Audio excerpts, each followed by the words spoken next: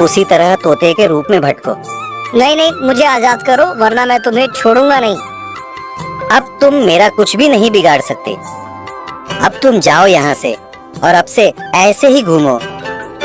अब तुम्हें पता चलेगा कि दूसरों को दर्द देने में कैसा महसूस होता है। इसके बाद वह राक्षस वहाँ से उड़ जाता है। मरचू और उसकी पत्नी सीता दोनों खुश हो जाते हैं। मरचू पहले की तरह काम करने लगता है। वह और उसकी पत्नी दोनों खुशी खुशी जिंदगी गुजारने लगते हैं।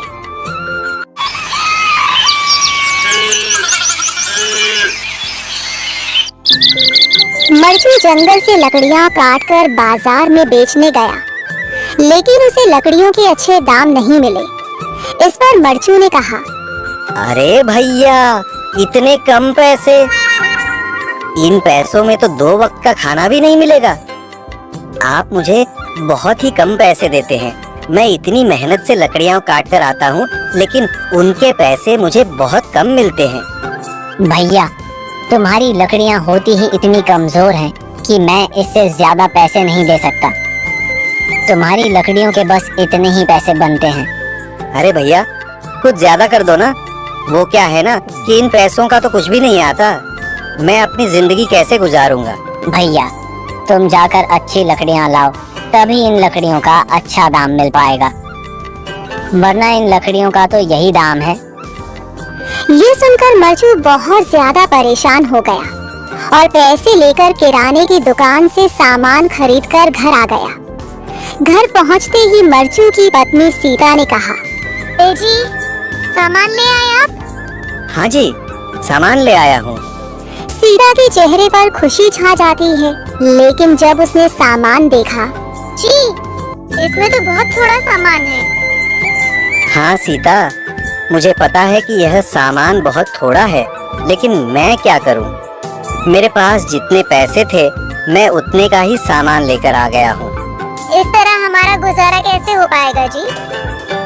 आपको तो पता ही है कि हम कितनी मुश्किलों से गुजारा करते हैं। हाँ हाँ, मुझे पता है, लेकिन मैं कर भी क्या सकता हूँ?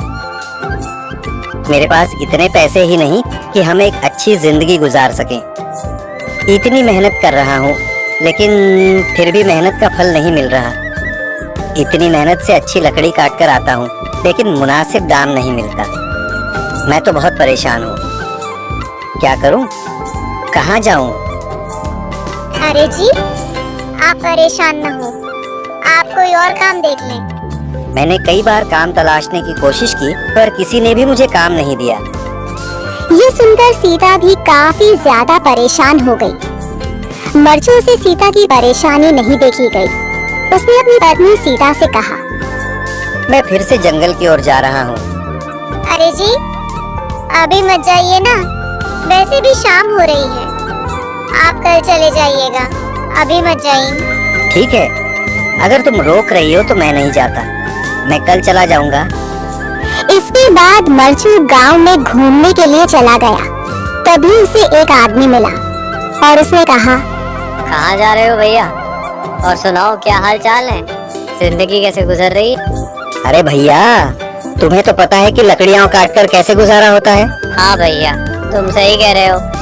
और आसपास के जंगलों में अच्छी लकड़ियाँ भी नहीं है। इसके लिए तो जंगल के अंदर जाना पड़ेगा।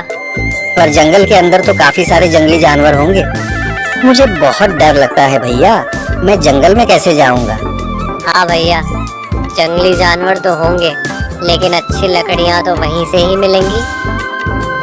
ये सुनकर मरचू बहुत ज्यादा परेशान हो गया, लेकिन वह आदमी बिल्कुल ठीक कह रहा था। जंगल के किनारे की सारी लकड़ियाँ कट चुकी थीं। अब सिर्फ जंगल के अंदर ही अच्छी लकड़ियाँ बची थीं। अगली सुबह मरचू